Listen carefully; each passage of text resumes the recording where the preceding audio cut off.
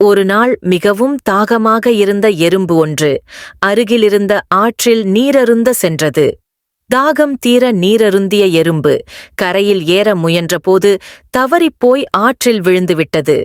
நீரோட்டம் வேகமாக இருந்ததால் ஆற்றில் வேகமாக அடித்துச் செல்லப்பட்டது அந்த எறும்பு. நீரில் தத்தளித்த எறும்பு உதவிக்காக துடித்து அலறியது.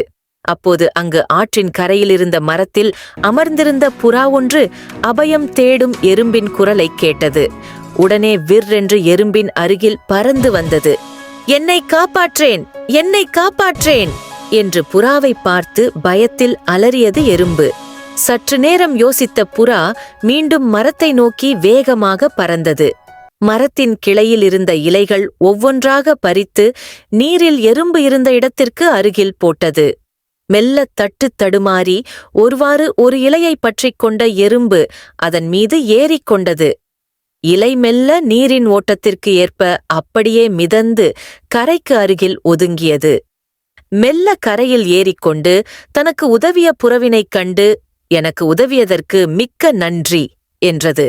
அதன்பின் புறாவும் எறும்பும் அவரவர் வழியில் சென்றனர்.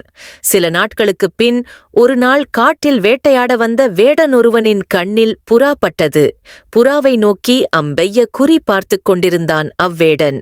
வேடனை கவனியாது வேறு திசை நோக்கி திரும்பியிருந்தது புறா.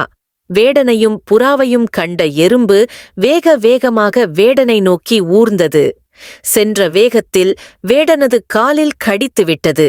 வலியால் துடித்த வேடன் சட்டென்று அசைய அவனது குறி தவறிப்போய் மரத்தில் குத்திட்டு நின்றது. மரத்தின் அதிர்வினால் சுதாரித்துக் கொண்ட புறா வேகமாக பறந்துவிட்டது. எறும்புக்கு தன் நன்றியை தெரிவித்துக் கொண்டது.